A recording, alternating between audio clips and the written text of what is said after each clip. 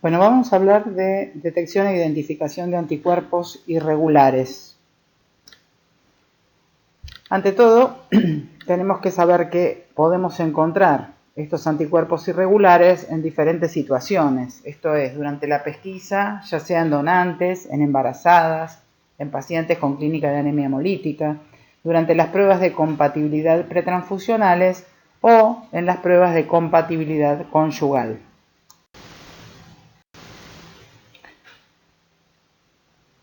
¿Qué es un anticuerpo clínicamente significativo? Aquel anticuerpo que puede destruir o acelerar la destrucción de los eritrocitos portadores de los antígenos correspondientes.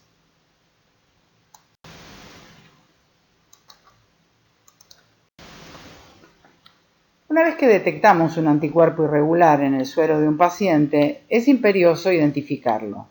¿Y por qué necesitamos identificarlo? Para evaluar si ese anticuerpo es significativo desde el punto de vista clínico.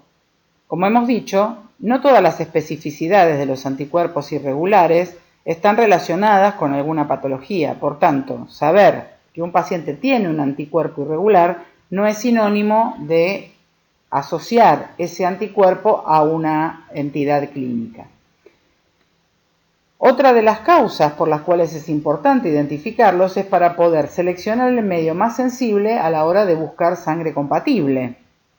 ¿Por qué? Porque cuando yo detecto e identifico un anticuerpo irregular, más allá de que la prueba de compatibilidad con la unidad a transfundir resulte negativa, es imperioso contraprobar que esa unidad compatible carezca del antígeno implicado. Para poder hacer eso, necesito saber la especificidad del anticuerpo. También me sirve conocer la especificidad para poder estimar la probabilidad de encontrar sangre compatible. No es lo mismo tener un anticuerpo irregular en el suero de un paciente de especificidad anti-E-chico que tener un anti-C grande, por ejemplo. ¿Por qué? Porque el antígeno E-chico está presente en el 98% de la población y esto es que vamos a encontrar solo 2 unidades compatibles de cada 100. Por lo tanto, si yo tengo una solicitud de reserva de unidades para un acto quirúrgico que tiene una alta demanda, por ejemplo, necesito reservar 4 o 6 unidades, es imprescindible conocer la probabilidad de encontrar esa sangre compatible para poder estimar en qué momento vamos a poder contar con las unidades necesarias. Y también al identificarlo, colaboramos en el diagnóstico y en el pronóstico de la enfermedad hemolítica feto-neonatal. Vamos a definir algunas cuestiones respecto de los anticuerpos, porque nosotros vamos a hablar de anticuerpos regulares, irregulares, naturales e inmunes y tenemos que entender de qué se trata cada uno. Cuando hablamos de un anticuerpo regular, es un anticuerpo que está presente en todos los individuos. El ejemplo de un anticuerpo regular son los anticuerpos del sistema BO, donde esperamos que todos los individuos tengan un anticuerpo, los anticuerpos dirigidos contra aquellos antígenos carentes en sus propios glóbulos rojos. Cuando hablamos de anticuerpos irregulares, hablamos de anticuerpos que no esperamos que aparezcan, que no tienen que estar presentes. No todo paciente carente de un antígeno distinto del ABO tiene obligatoriamente el anticuerpo dirigido contra ese antígeno. Si es cierto que un individuo que carece de un antígeno y se expone a este mediante una transfusión o embarazo, es posible que reaccione contra ese antígeno y fabrique o sintetice, mejor dicho, el anticuerpo. En ese caso va a ser un anticuerpo irregular. Pero no es que todos los pacientes que son E grande negativos tienen anti-E. Todos los pacientes que son E grande negativos y son transfundidos con glóbulos rojos E grande positivos tienen la posibilidad de sintetizar ese anticuerpo, pero no todos los pacientes van a tenerlo. La otra distinción es entre anticuerpos naturales e inmunes. Cuando nosotros hablamos de un anticuerpo natural, es aquel anticuerpo donde que está presente en el suero de un paciente y que no podemos reconocer la causa por la cual apareció. Es decir, no reconocemos un evento sensibilizante como es la transfusión o el embarazo. Mientras que cuando hablamos de anticuerpos de naturaleza inmune, nos referimos a aquellos anticuerpos que aparecen luego de la exposición a glóbulos rojos no propios. Entonces, tenemos que tener en cuenta que si bien los anticuerpos regulares que nosotros detectamos a diario en el banco de sangre o en el servicio de transfusión, cuando hacemos inmunohematología, que es la búsqueda, la prueba inversa del sistema ABO para poder corroborarlo, no todos los regulares son naturales, no es sinónimo de natural, y los irregulares no son sinónimos de inmunes, porque existen ejemplos de anticuerpos irregulares de naturaleza no inmunes, sino naturales. Esto es, hay descriptos anticuerpos antigrande, por ejemplo, del sistema RH, de origen natural. No es lo más frecuente, pero está descrito. Por tanto, regular no es sinónimo de natural e irregular no es sinónimo de inmune. En general, los anticuerpos irregulares o inesperados de ocurrencia inmune son aquellos que aparecen en respuesta al estímulo con glóbulos rojos. ¿Cómo se estimula un individuo con glóbulos rojos que no le son propios? A través de la transfusión, el embarazo o el trasplante. ¿Y cómo aparecen los anticuerpos de ocurrencia natural? Es en respuesta a estímulos ambientales, como puede ser el polen, los hongos, las bacterias. No es una transfusión la que produce la aparición del haloanticuerpo natural. Hay que tener en cuenta que para que los anticuerpos irregulares de naturaleza inmune aparezcan, es necesario, como hemos dicho, tener un estímulo previo y, como vemos en esta tabla, aquellos pacientes que han tenido embarazos y han sido transfundidos, el porcentaje de sensibilizados es mayor que en aquellos individuos que, independientemente del género, no hayan tenido ningún tipo de antecedentes.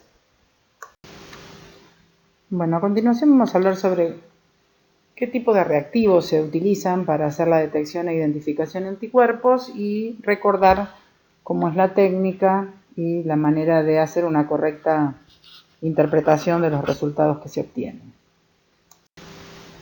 Bueno, esta es una foto ilustrativa que nos muestra todos los reactivos globulares de los cuales disponemos. Esta es de una marca en particular, las diferentes marcas tienen diferentes presentaciones, pero básicamente vamos a tener reactivos para la detección de anticuerpos irregulares, que es un set de 2 o 3 o 4 frascos que contienen cada uno de ellos glóbulos rojos. Vamos a ver específicamente cómo van a estar tipificados estos glóbulos rojos. Cada frasco corresponde a un individuo distinto, es decir, se obtiene los glóbulos rojos de un donante. Estos son los reactivos que contienen glóbulos rojos A1 y B, que son para hacer la prueba inversa del grupo ABO. Hay algunos sets que vienen A1, A2, B, otros que vienen A1, A2, B y 0, es decir, 3 o 4 frascos. Esto es un frasco de control de Coombs, es decir, glóbulos rojos que sabemos están sensibilizados, o sea que si yo tomo una gota de esta suspensión globular y hago una prueba de Coombs directa, la misma va a dar positiva. Mientras que si yo utilizo cualquiera de estas muestras del panel detector o del identificador, si le hago una prueba de Coombs directa a cada una de ellas, debe dar negativa para que los resultados sean confiables.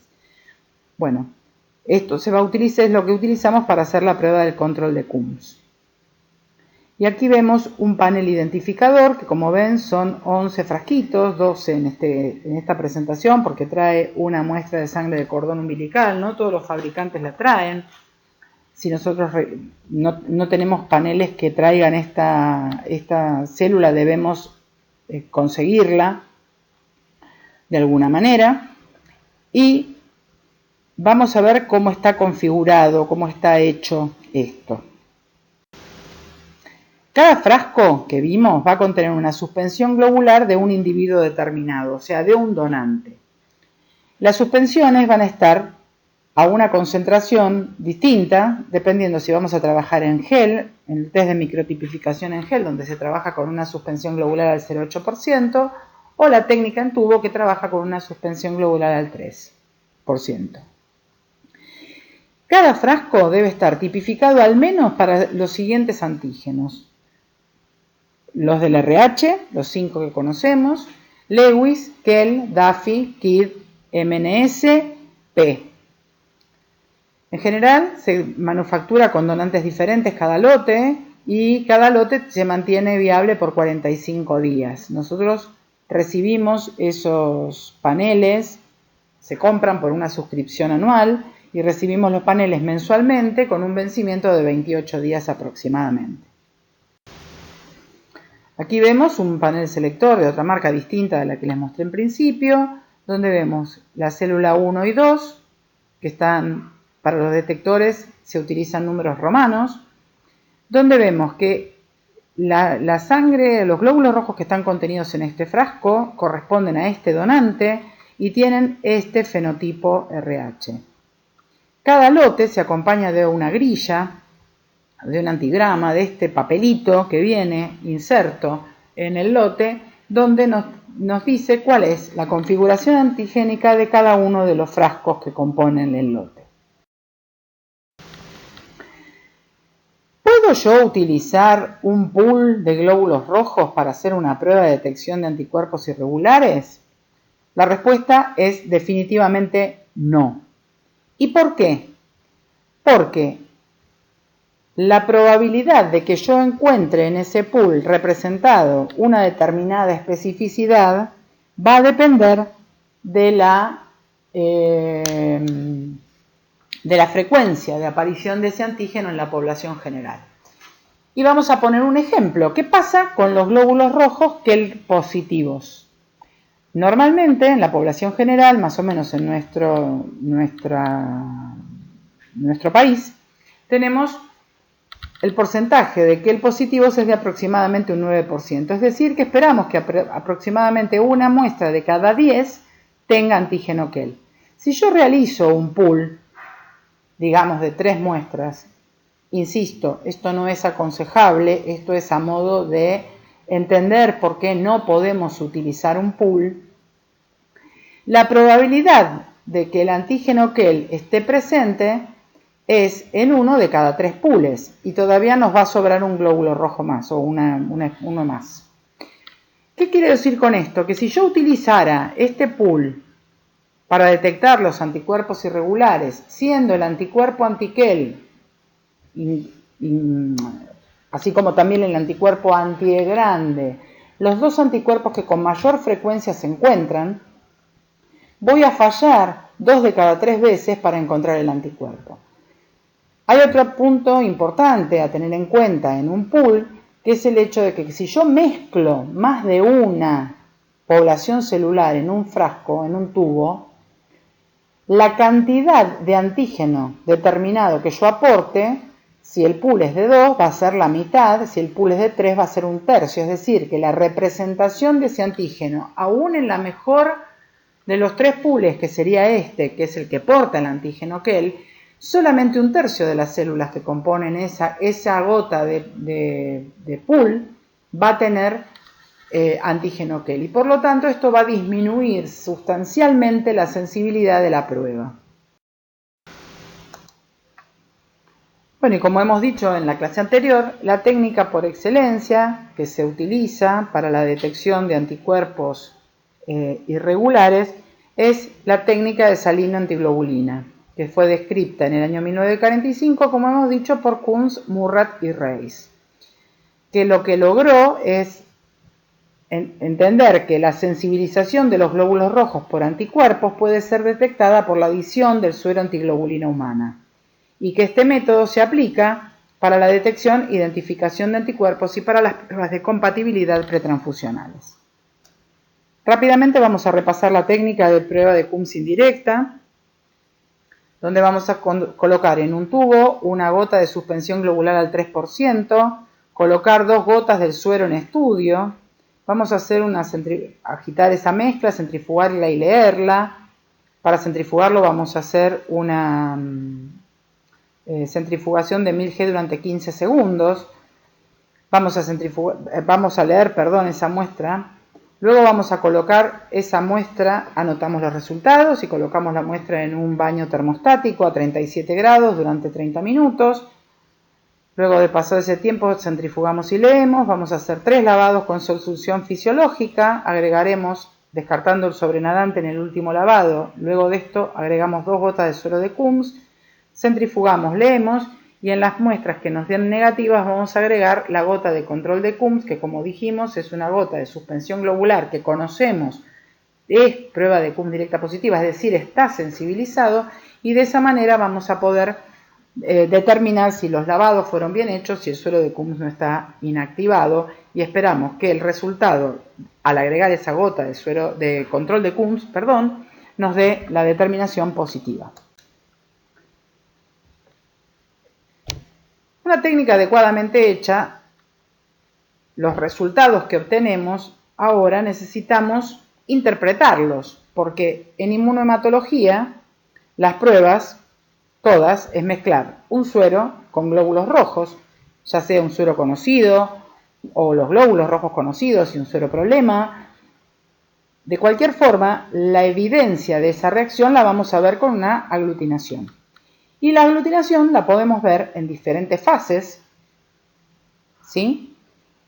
Y por lo tanto, para interpretar esas reacciones, que van a ser positivas, desde un Wick hasta 4 cruces, o negativas, es importante primero fijarnos en qué fase ocurrió esa reacción. Si hacemos un control autólogo, esto es, enfrentar los propios glóbulos rojos del paciente a su propio suero, ¿cuál es el resultado de esa prueba? ¿Cuántas células del panel identificador reaccionan? ¿Todas reaccionan en la misma fase y con la misma fuerza? ¿Hay en alguna de ellas hemólisis o campo mixto? Y en las pruebas que no... la muestra, ¿está realmente aglutinado el glóbulo rojo o estamos viendo un fenómeno de Rouleau? Y vamos a responder cada una de estas preguntas. Cuando pensamos en qué fase, responder a la pregunta de en qué fase ocurrió la reacción, sabemos que en líneas generales, si la fase de reacción es la fase antiglobulínica, lo más probable es que estemos hablando de un anticuerpo de tipo IgG, que sabemos que reaccionan mejor en esta fase antiglobulínica y que pueden ser aglutinantes a 37. ¿A qué temperatura reaccionan mejor las IgM? Por supuesto, a temperaturas bajas. Generalmente reaccionan a temperatura ambiente, aunque su temperatura óptima de reacción son los 4 grados. Pero entonces, un suero portador de una IgM va a reaccionar con los glóbulos rojos suspendidos en solución fisiológica a temperatura ambiente. Hay que tener en cuenta que hay algunas IgM que también pueden reaccionar en fase antiglobulínica debido a la acción de fijación de complemento que esa IgM tiene. Y lo que nosotros vemos en la fase antiglobulínica es justamente esas fracciones de complemento que se adhirieron al glóbulo rojo debido a la presencia de ese anticuerpo IgM. Y aquí vemos un cuadro que nos muestra las distintas formas de reacción. Es posible que yo tenga una prueba que me dé positiva a temperatura ambiente nada más, y en este caso, si nos da solo a temperatura ambiente, podemos pensar en que es una IgM. En el segundo caso vemos una prueba que nos da positivo solamente en fase antiglobulínica y tenemos la sospecha, la certeza de que esto puede ser una IgG. Podemos tener un anticuerpo que reaccione a temperatura ambiente hasta 37 grados. Esto es raro, pero puede ser una IgM que tenga un amplio rango térmico. También podemos ver que tengamos una reacción a temperatura ambiente que desaparece a 37 y vuelve a aparecer en fase antiglobulínica, y esto se puede deber a dos situaciones. Una es lo que veíamos antes de tener una IgM que fija complemento, y que lo que vemos acá en realidad es lo que está actuando acá es la fracción no gamma del suero de Coombs poliespecífico, es decir, aquella que detecta el complemento, o podemos estar en presencia de una mezcla de una IgM más una IgG. En este caso, donde no vemos reacción a temperatura ambiente y si lo hacemos a 37 y en fase de Coombs, es posible que esto sea una IgG aglutinante, esto es, vemos la reacción a 37 que mejora en fase antiglobulínica, y si obtenemos esta reacción, es decir, que reacciona en los tres medios, a temperatura ambiente, a 37 grados y en fase antiglobulínica, podemos estar en presencia de alguna de estas posibilidades, ¿no? Que sea una IgM de alto rango térmico, que se sume, que tenga una IgG, que fije complemento y que haya una IgG aglutinante. El resultado del control autólogo, esto es, como dijimos, enfrentar el suero del paciente con los propios glóbulos rojos del paciente de la misma forma en que se enfrenta el panel celular al suero del paciente. El control autólogo, si es positivo, puede estar indicando la presencia de autoanticuerpos o de anticuerpos inducidos por drogas. Y esto va a ser un problema complejo para resolver. Pero si el control autólogo es negativo, es decir, que el anticuerpo que yo veo en el panel identificador no reacciona contra los propios glóbulos rojos del paciente, podemos decir que estamos ante la presencia de una detección de un anticuerpo irregular producto de un halo anticuerpo, es decir, dirigido contra antígenos que el paciente no tiene. Hay que tener en cuenta que esto que acabamos de decir solo es posible si el paciente no ha sido recientemente transfundido. ¿Qué quiere decir esto? Que si el paciente se transfundió dentro de los últimos 3 meses y presenta un control autólogo positivo, ese control autólogo puede deberse a la presencia de un halo anticuerpo que se unió a los glóbulos rojos que transfundimos. En general, ese control autólogo, en este caso, va a tener una expresión de campo mixto. ¿Qué es un campo mixto? Es aquellas reacciones donde vemos al menos 2 poblaciones diferentes de glóbulos rojos. Unas reaccionan, otras no. Si el paciente se transfundió recientemente y tiene un anticuerpo dirigido contra alguno de los antígenos presentes en esos glóbulos rojos transfundidos, es probable que tenga un control autólogo reactivo, pero que en realidad esté reaccionando a los glóbulos rojos transfundidos y no a los propios. Cuando tengo que evaluar una muestra con un control autólogo positivo o con una prueba de cum directa positiva, se torna un problema complejo de resolver y es necesario tener experiencia por parte del operador para poder dilucidar cuál es la causa de este control positivo o de esa prueba de cum directa positiva. En líneas generales, cuando nosotros hacemos detección de anticuerpos irregulares, no utilizamos el control autólogo. Cuando nosotros detectamos un anticuerpo y tenemos que hacer una identificación, ahí sí vamos a alargar en paralelo el control autólogo junto con el panel identificador. Bueno, como dijimos entonces, el control autólogo nos va a permitir a nosotros definir si el anticuerpo que detectamos es halo o autoanticuerpo. Cuando tenemos un panel identificador reactivo y un control autólogo negativo, interpretamos esto como la presencia de un halo anticuerpo, es decir, un anticuerpo dirigido contra aquellos antígenos que no están presentes en el glóbulo rojo del paciente. Mientras que cuando tenemos un control autólogo positivo, independientemente del resultado del panel, podemos estar en presencia de un autoanticuerpo. Y si tenemos un panel detector o identificador reactivo más un control autólogo reactivo, podemos estar en presencia de un autoanticuerpo que está presente en el suero, además de en los glóbulos rojos, o de un autoanticuerpo más un halo anticuerpo. Y hay que tener en cuenta que si este control autólogo presenta un campo mixto, como vemos, una reacción positiva en medio y una población que reacciona y otra que no lo hace, una población que reacciona y otra que no lo hace, estamos en presencia posiblemente de una incompatibilidad posttransfusional, donde los glóbulos rojos que están reaccionando son los glóbulos rojos transfundidos que están reaccionando con un anticuerpo presente en el suelo del paciente. A la hora de realizar una correcta interpretación de los resultados, tenemos varias herramientas como son el score, el efecto de dosis, las fases de reacción, cómo reacciona en otros medios alternativos, como puede ser la solución de baja fuerza iónica, el polietilenglicol, las enzimas, los policationes, y cómo reacciona con los glóbulos rojos de cordón. Todas estas herramientas nos van a permitir a nosotros poder hacer una correcta interpretación de los resultados. ¿Qué es el registro de la fuerza de la aglutinación o score que describió Marsh en un momento? Es una manera de darle un valor o un score, dependiendo de la forma en la cual el aspecto del macroscópico de la aglutinación que vemos.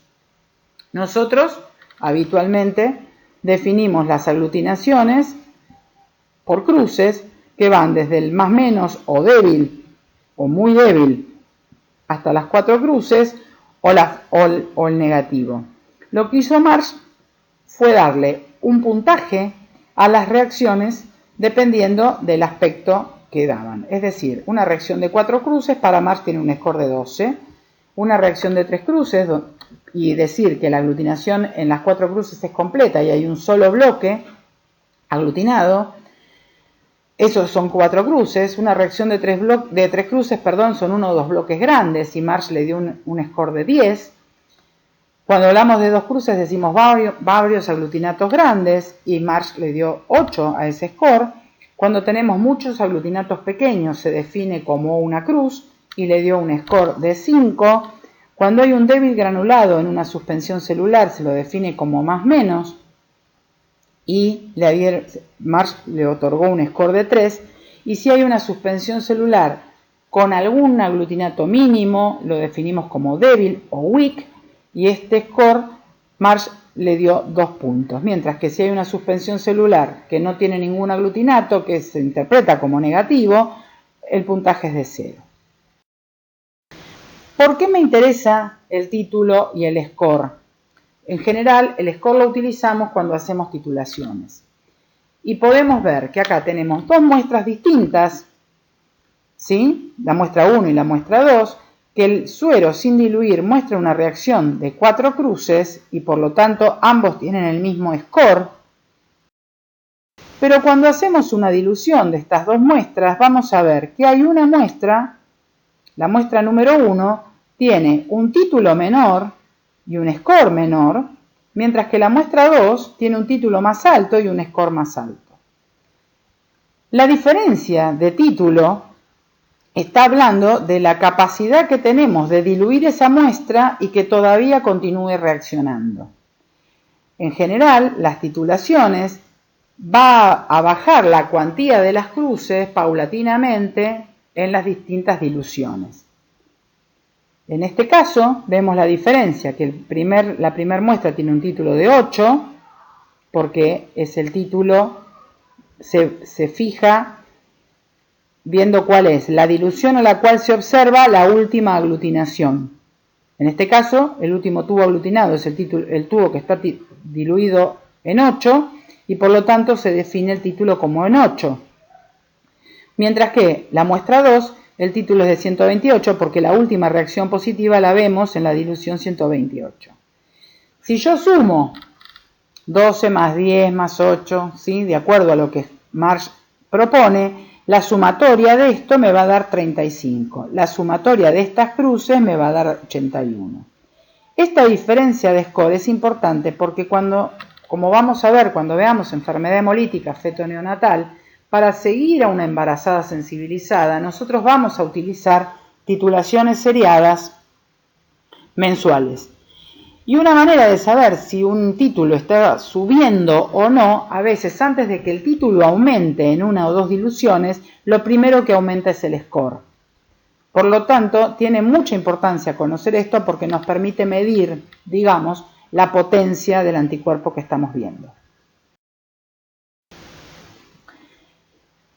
Hay una variación en la expresión antigénica de los glóbulos rojos de cordón. Sabemos que los glóbulos rojos de cordón no son iguales que los del adulto. ¿Y cuáles son las diferencias que tienen esos glóbulos rojos? Los glóbulos rojos de cordón suelen reaccionar muy débilmente con algunos anticuerpos. Fundamentalmente con los anticuerpos dirigidos contra el I, el Lewis y en estas otras especificidades que no son tan frecuentes de encontrar. Pero básicamente tenemos que tener en cuenta que un glóbulo rojo de cordón va a ser Lewis negativo e I grande negativo. Sabemos que el antígeno I es un antígeno que tiene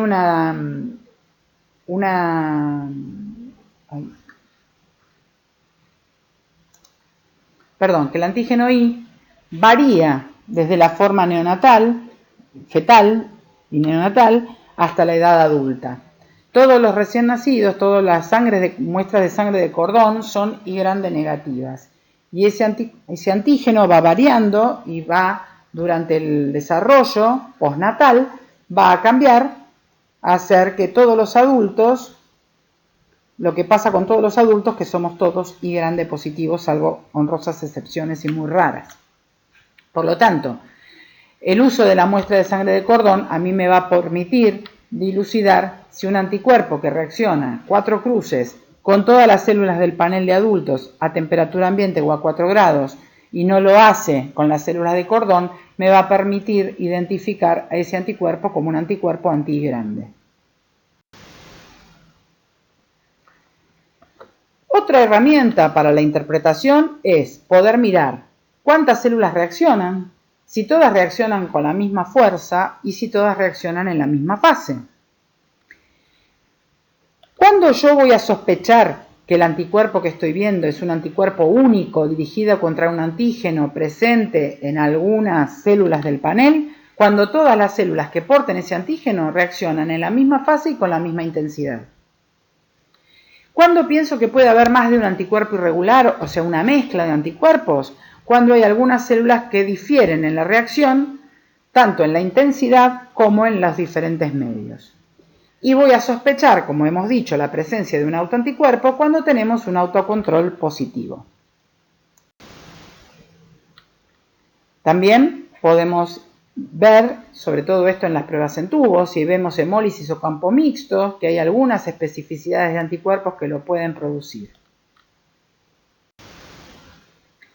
Y en todas las pruebas que contengan suero del paciente, hay que ver si la aglutinación que vemos en realidad son glóbulos rojos realmente aglutinados o si eso no se debe a un fenómeno de Rouleau. ¿Por qué se produce el fenómeno de Rouleau? Por un aumento de la relación albúmina-globulinas, una alteración de la relación albúmina-globulinas en el suero del paciente.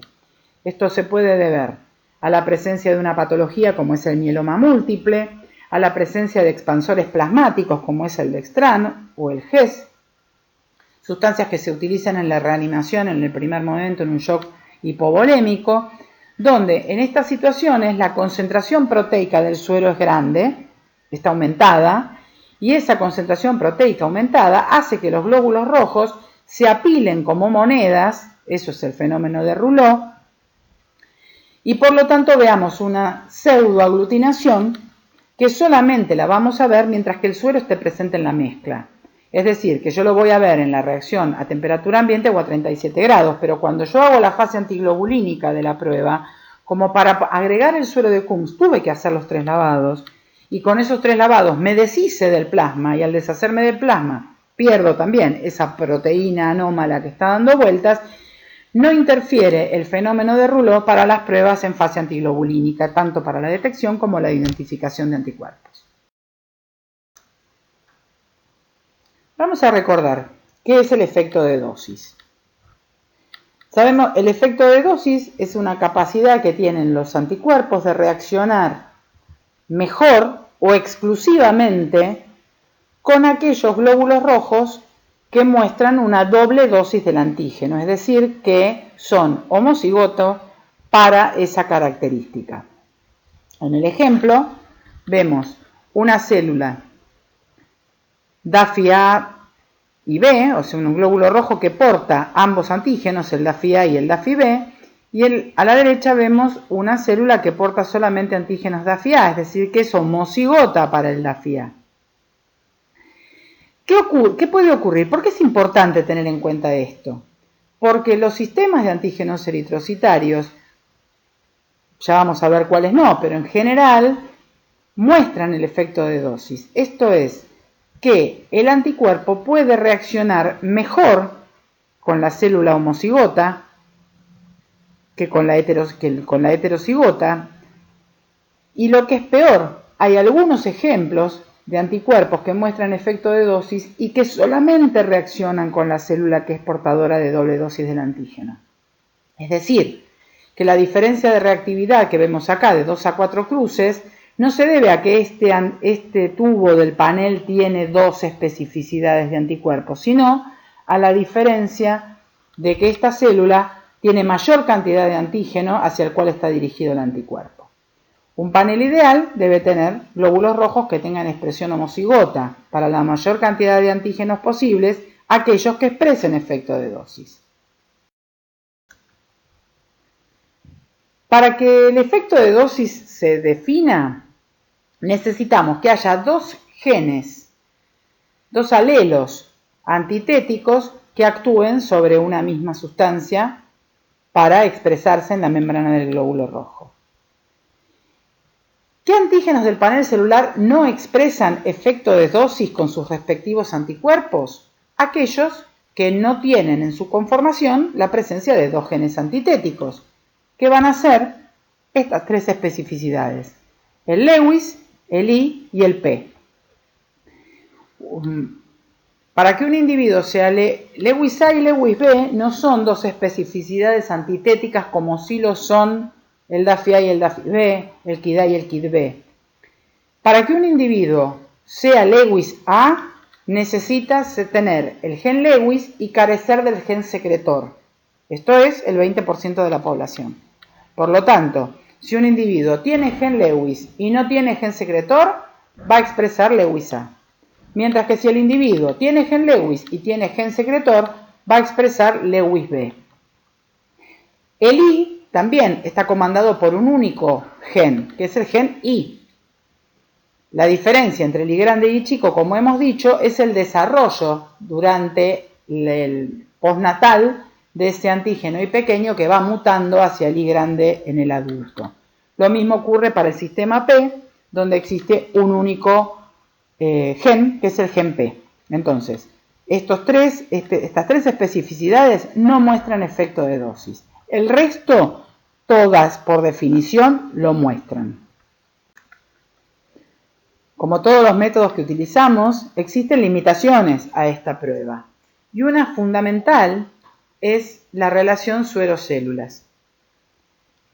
Sabemos, por experiencia, que para que la prueba ideal requiere el aporte de 66 partes de suero por cada parte de masa globular ofertada a la mezcla. Y estoy diciendo masa globular, no concentración o cantidad de suspensión globular. Entonces, si la relación suero-glóbulos está inadecuada, o sea, no llega a ser esta de al menos 66 partes de suero por cada parte de glóbulos rojos, podemos tener o un exceso de anticuerpos o un exceso de antígenos que haga que la prueba no funcione, no sea lo suficientemente sensible, ¿sí? La sensibilidad de la prueba va a variar. Algunos anticuerpos débiles puedo evidenciarlos aumentando la relación, duplicando la relación suero-glóbulos.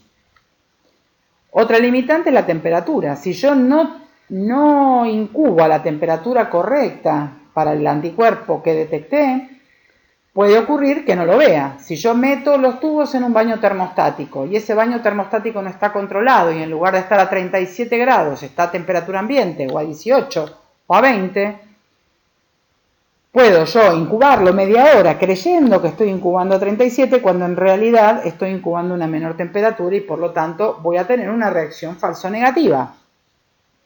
Otro tema importante es el tiempo de incubación. Sabemos que el tiempo de incubación ideal es entre 30 y 120 minutos, no más allá de eso. Un tiempo mínimo son 30 minutos y el máximo son 120. Si yo incubo menos tiempo de 30 minutos, la constante de afinidad del anticuerpo por el antígeno va a estar corrida hacia la fase de la curva donde la mayor cantidad del anticuerpo está libre, no unido. Lo mismo ocurre si me paso de los 120 minutos. El anticuerpo que estuvo unido un tiempo se empieza a desprender nuevamente. Por lo tanto, el tiempo de incubación debe ser respetado. Lo mismo ocurre con el pH, ya que hay algunos ejemplos de anticuerpos que requieren una variación del pH para ser evidenciados. Como dijimos, el tiempo de incubación, sabemos que la unión antígeno es limitante porque sabemos que la unión antígeno-anticuerpo es un equilibrio dinámico. sabemos que entre los 30 y los 60 minutos vamos a tener el 75% de las moléculas de anticuerpo adheridas a la membrana del glóbulo rojo. Si yo me corro en el tiempo menos o más, voy a tener mayor cantidad de moléculas de anticuerpo libres, no unidas al antígeno, y por lo tanto voy a tener reacciones falsas. Hay que tener en cuenta que la incubación puede ser modificada por el agregado de medios potenciadores. Entonces, si yo trabajo, en lugar de trabajar en salino, trabajo en una suspensión de baja fuerza iónica, como es el LIS, el tiempo de incubación va a variar.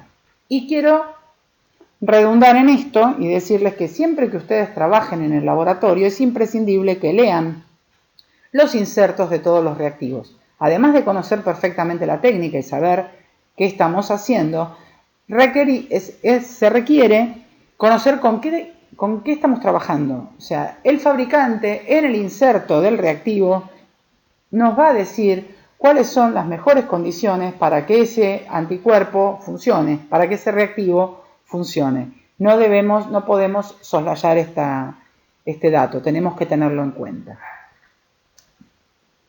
Como dijimos, otra limitante es el pH, y habitualmente nosotros trabajamos, la mayoría de los anticuerpos reaccionan con un pH entre 6.8 y 7.2.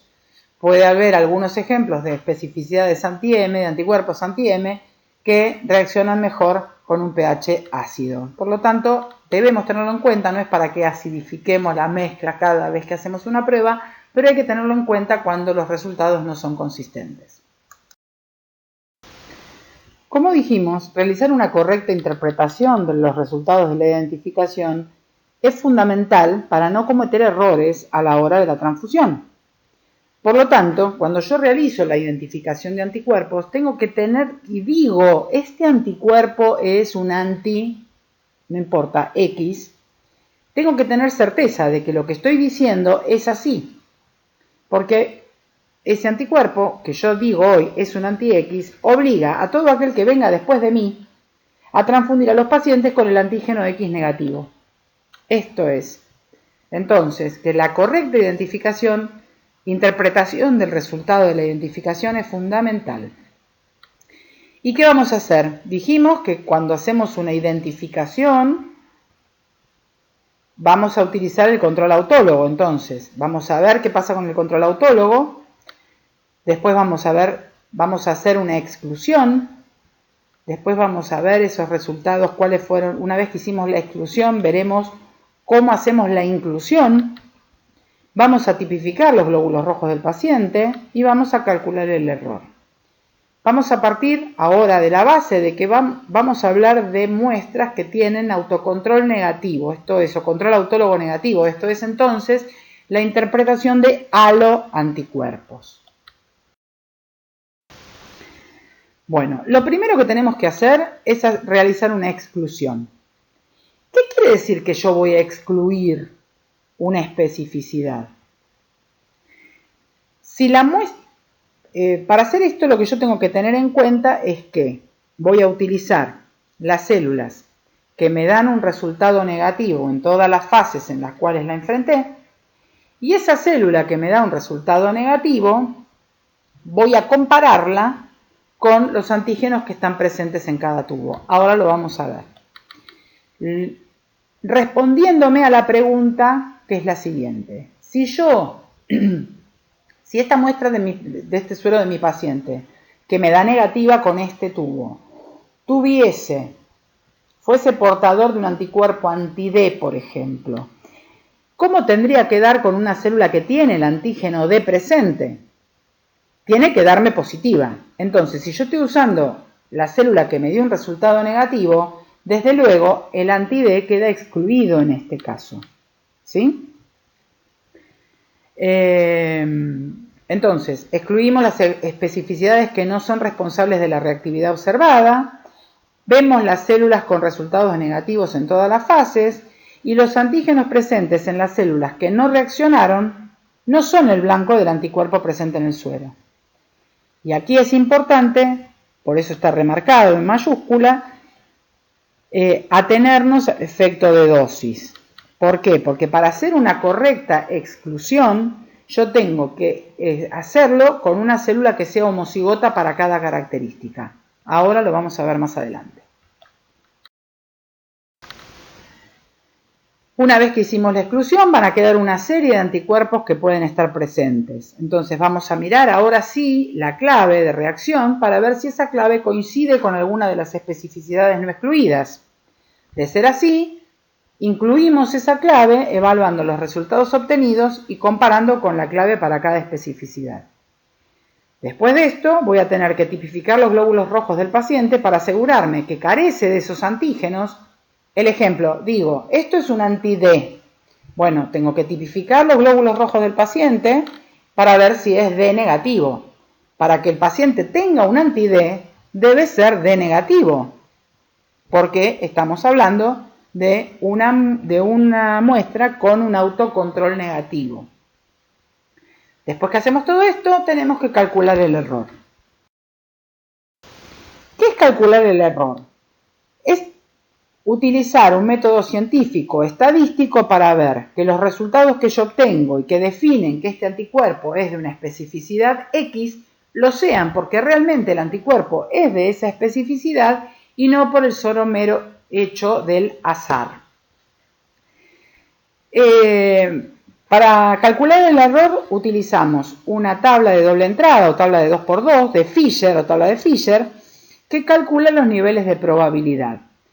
Y para que este ejemplo que está acá, en esta diapositiva, asegura que la probabilidad de error está dentro de lo estadísticamente significativo. Es decir, que cuando coincide el resultado que yo obtuve, lo puedo meter en esta tabla y coincide, digo, bueno, sí, este anticuerpo entonces es el anti-D, por ejemplo. ¿Y qué mide esta tabla? Va a medir la presencia o ausencia del antígeno y el resultado del suero positivo o negativo. Es decir, que para que no tengamos duda de que un anticuerpo es de una especificidad determinada, todas las células que tengan el antígeno presente deben dar deben dar positivas. Ninguna célula que tenga el antígeno presente puede no reaccionar, así como cuando no está presente el antígeno, no puede haber ningún resultado positivo y todas las pruebas que tienen el antígeno ausente deben dar negativas. Bueno, ¿cuándo vamos a pensar en que el suero presenta más de una especificidad? Cuando la clave que observamos no se ajusta con un solo anticuerpo, cuando tenemos reacciones de intensidad variable que no se explican por el efecto de dosis, cuando hay diferentes hematíes que reaccionan en diferentes fases, o cuando intento confirmar una especificidad de un único anticuerpo, obtenemos resultados inesperados. A modo de ejemplo, vamos a ver una muestra de un suero de un paciente que enfrentamos a un panel detector de 2 tubos y observamos que el suero reaccionó con el tubo 2 de este panel detector solamente en la fase antiglobulínica.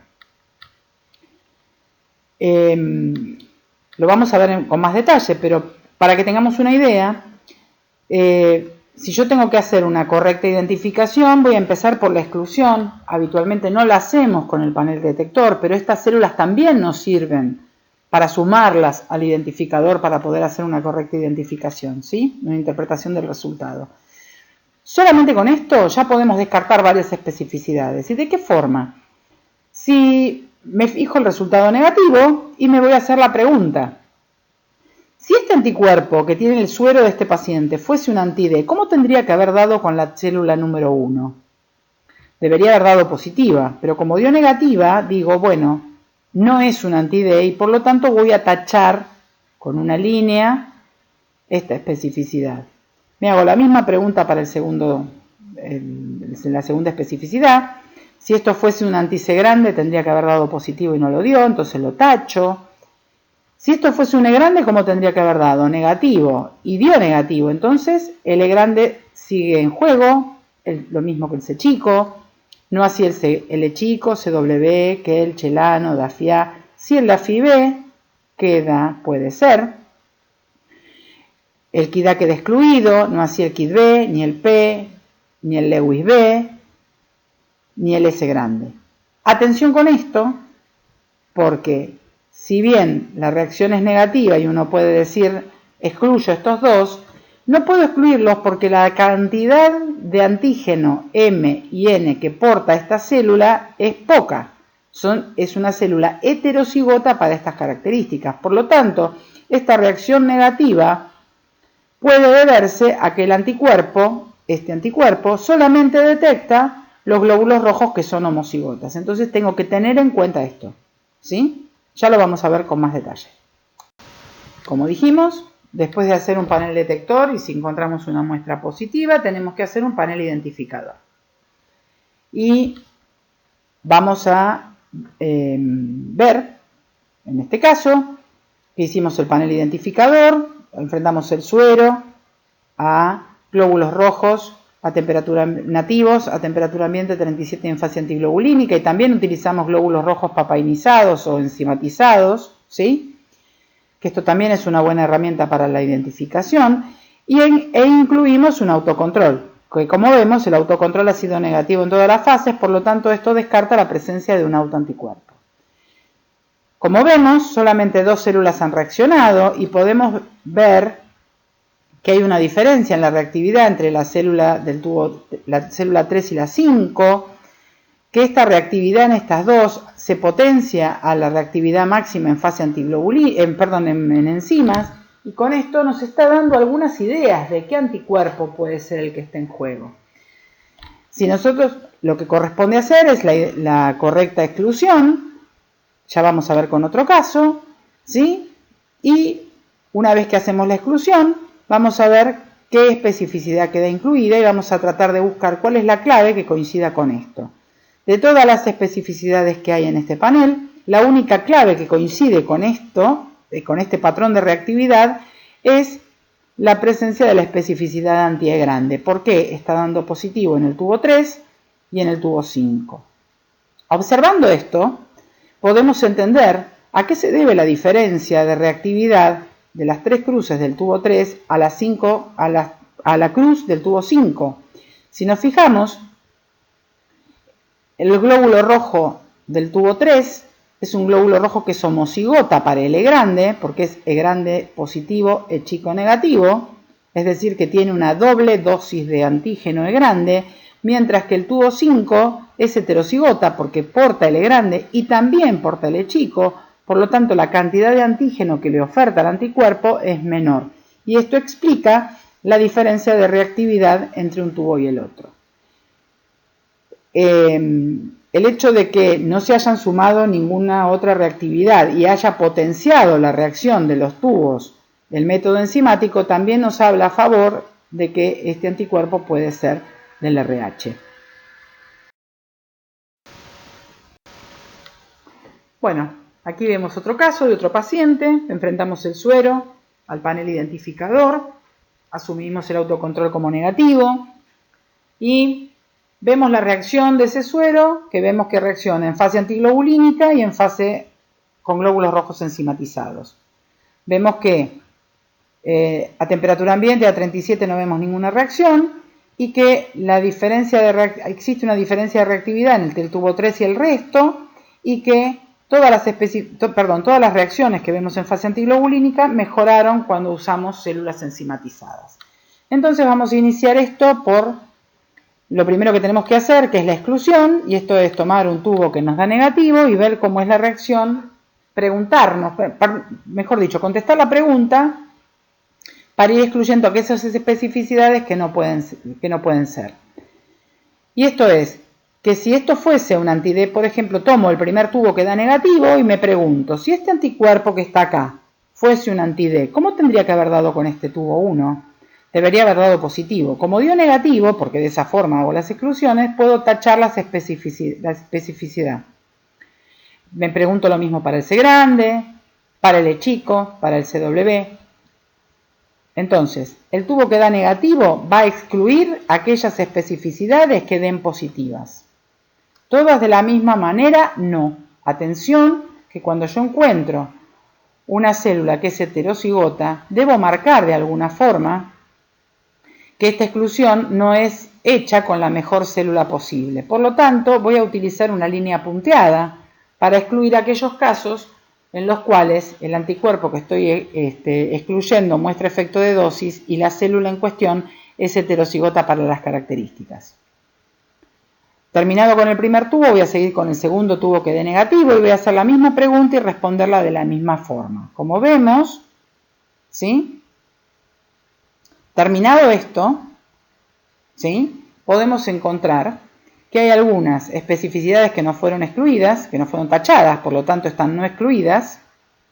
Hay otras especificidades que fueron tachadas, definitivamente, y hay algunas que han sido tachadas, pero no utilizando la mejor célula posible, porque muestran dosis. ¿Se entiende? Entonces, lo que va a ocurrir después de esto es decir, bueno, no puedo excluir el E grande, no puedo excluir el C chico, no puedo excluir el Lewis A, como así tampoco puedo excluir el M y el S por heterocigota. Entonces, ¿qué es lo que tengo que hacer? Yo puedo cotejar la clave ahora, la reacción que da el suero, y ver si este patrón de reactividad corresponde a alguna de las especificidades que han sido no excluidas. Si yo me fijo, este patrón de reactividad tuvo 1 y 2 negativos y el resto positivos, corresponden al patrón de reactividad del anticuerpo anti-C chico. Por lo tanto, además de decir que no está excluido el C chico, puedo decir, cotejando la clave, que el C chico está presente. Pero además, no excluyo el E grande, no excluyo el Lewis A y no excluyo el M y el S por heterocigota. Entonces, como dijimos, no excluimos el anti-C chico, que además lo incluimos por la clave, no excluimos el E grande, ni el Lewis A, y por heterocigota no pudimos excluir el M y el S.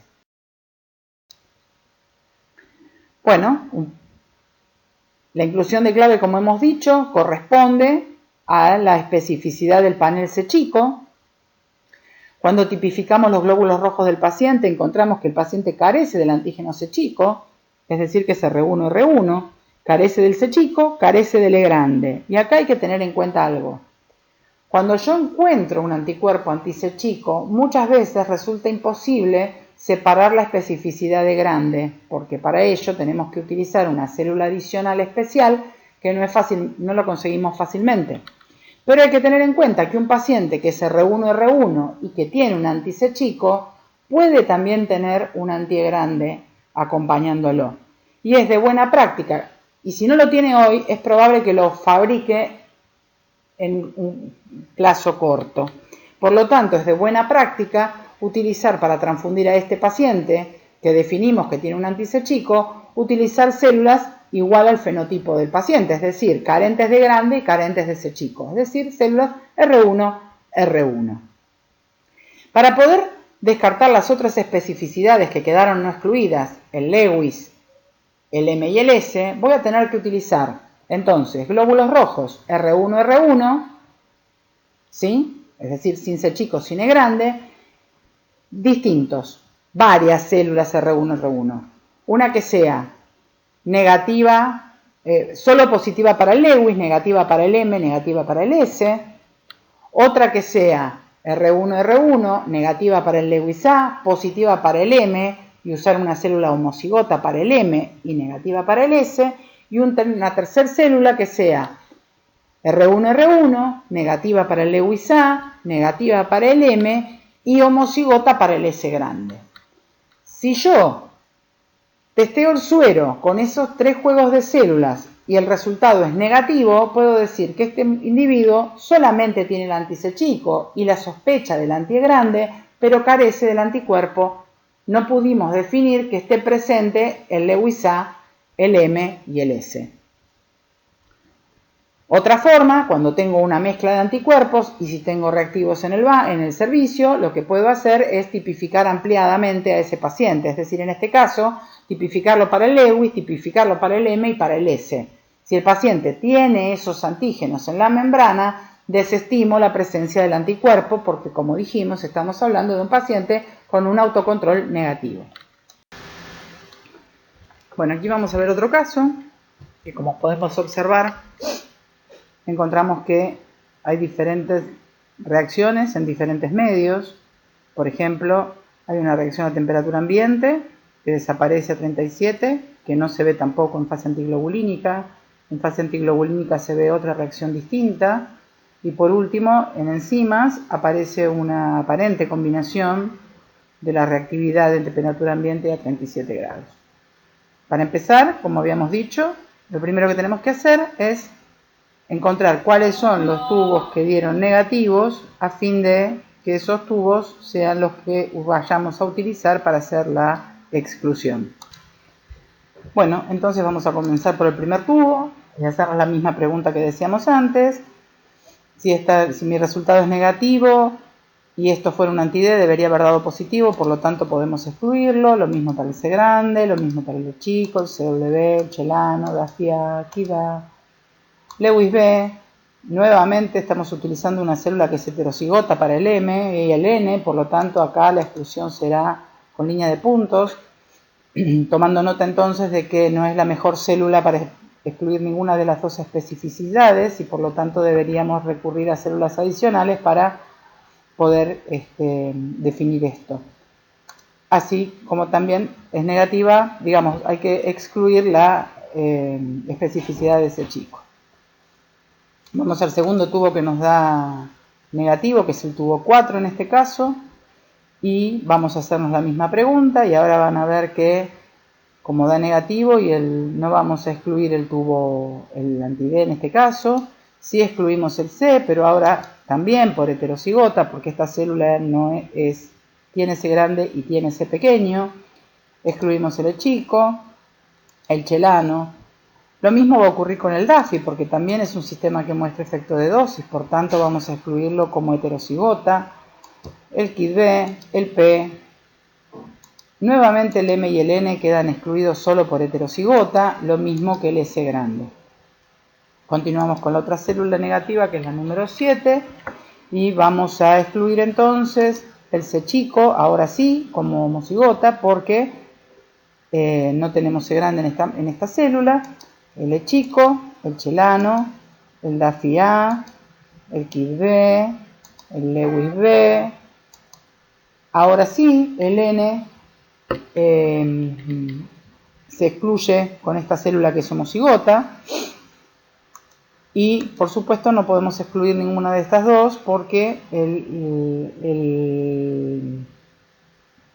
la célula es heterocigota para la característica. Continuamos con el tubo 8, lo mismo, vamos a excluir el D, el C chico, el E chico, el chelano, el KID-A, el P, de vuelta el M por heterocigota y lo mismo que el S. Vamos con el tubo 10, hacemos lo mismo, excluimos el chico, chelano, KID-A,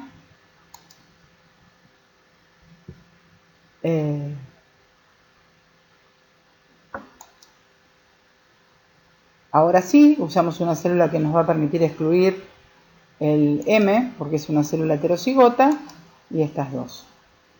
Y seguimos entonces con el tubo 11. Bueno, concluimos entonces la exclusión del tubo 11.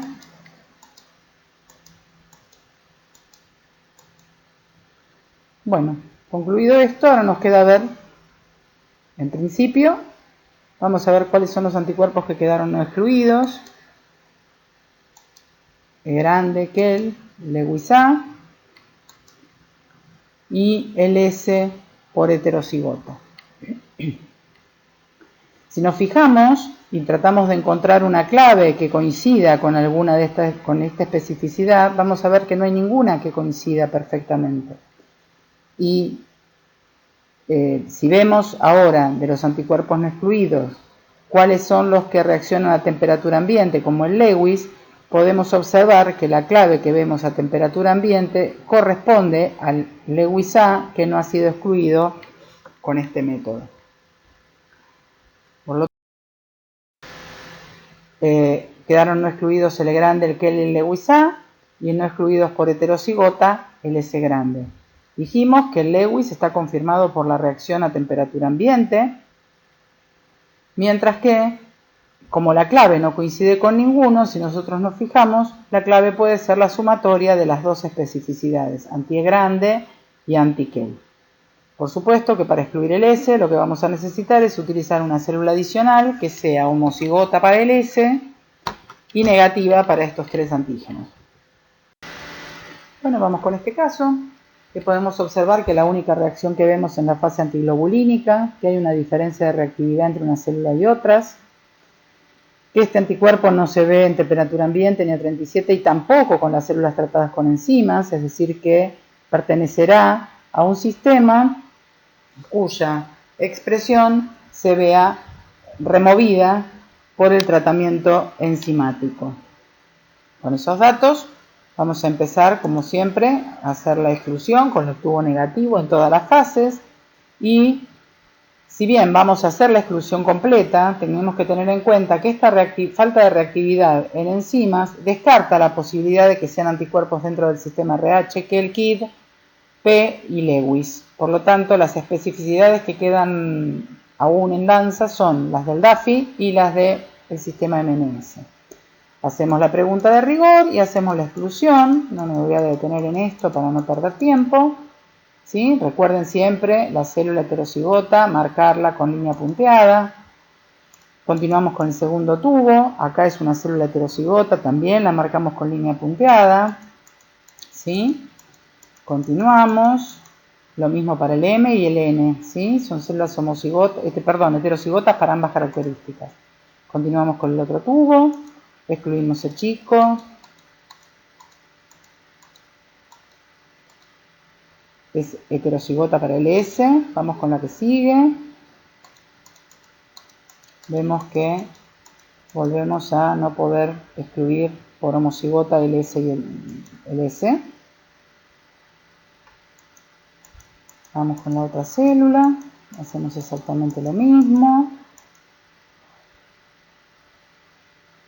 Vamos con la última, donde observamos el siguiente patrón. Queda no excluido el anti-DAFI y por heterocigota el S. Dos cuestiones a tener en cuenta. Primero, que ambos anticuerpos no se van a ver en enzimas, por lo tanto pueden estar en un juego, ambos. No así el CW, que ha quedado no excluido, pero como no se ven enzimas, lo desestimamos precisamente por esta reacción. Si nosotros nos fijamos la clave ahora, ¿sí? Esta clave coincide con la clave del DAFI-A, es decir, tiene que dar positivo el tubo 1, 3, 4, 7 y 11. 1, 3, 4, 7 y 11. Y esto también nos permite entender la diferencia que vemos de reactividad entre la célula 4 y el resto de las células que dieron reacción positiva. Y esto puede explicarse por la presencia en la célula 4 de una célula heterocigota. Acá vemos perfectamente lo que hablábamos sobre el efecto de dosis, que en estos casos no sería un problema. El problema sería si este anticuerpo, en lugar de dar menos reactividad con la célula heterocigota, reaccionase exclusivamente con las células homocigotas. Entonces, esta bolsa, o este tubo, mejor dicho, podría ser excluido cuando en rigor el anticuerpo estaría presente.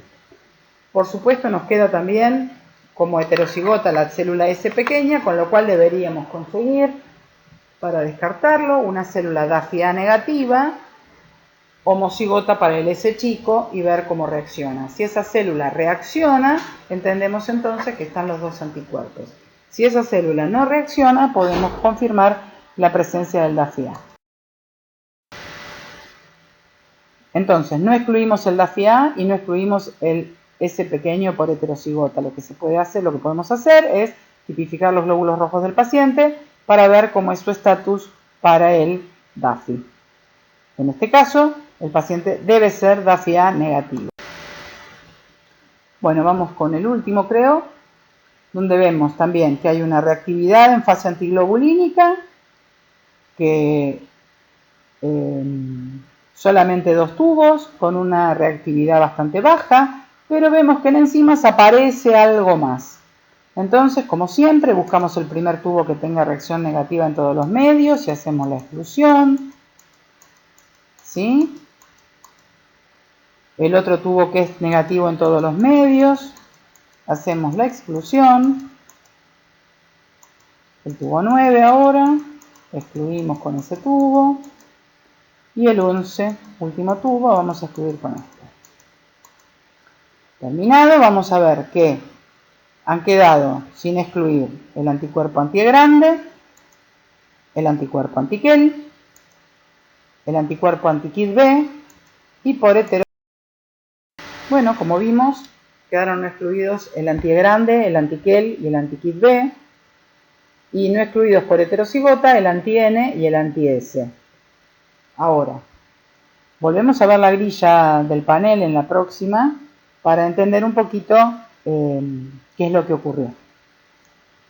Bueno, para poder entender un poquito mejor, aquí vemos el panel, cómo había quedado la exclusión, donde vemos que no se excluyeron el anti-grande, el anti-Kell y el anti-KIT B, y que, si bien desde el punto de vista metodológico estos dos anticuerpos, el anti-N y el anti-S, quedaron no excluidos, quedan excluidos por el hecho de que estos anticuerpos no se van a ver en fase enzimática. Por lo tanto, simplemente esto es para tener en cuenta cómo es el método y entender que si bien esto quedó no excluido, podemos desestimarlo porque en enzimas esos anticuerpos no reaccionan. ¿Cómo podemos terminar de definir si estos anticuerpos están presentes? Bueno, el anti-Kell podemos ver que está presente, es un anticuerpo de título bajo, que está dando positivo en estas dos células, ¿sí? Que son la célula 2 y la 6, nos están mostrando la presencia del anti-Kell en fase antiglobulínica. Una característica que tiene el anti-Kell es que las enzimas mejoran su aparición. L grande puede no verse, ¿sí? Podemos suponer que no está. ¿Por qué? Porque uno esperaría que las reacciones en enzimas de la sumatoria de L grande más el KIT B diesen una reacción francamente positiva, cosa que acá no ocurrió. Pero bueno, habría que tipificar los glóbulos rojos del paciente para ver su estatus para L grande. Si el paciente es E grande negativo, sería de buena práctica utilizar glóbulos rojos para la transfusión que fuesen E grande negativos. Y ahora vamos a ver que el anticuerpo anti-KIT, la única célula que da débilmente positiva es aquella célula que es la única que es heterocigota para el KIT. Si se fijan, la reactividad del anticuerpo anti-KIT es de 3 cruces, mientras que se ve aumentada esa reactividad en las células 2 y 6, porque son las células que además de tener el antígeno KIT, también tienen el Kell. Y esto hace que entonces haya mayor cantidad de anticuerpos fijados a estas células que a las otras.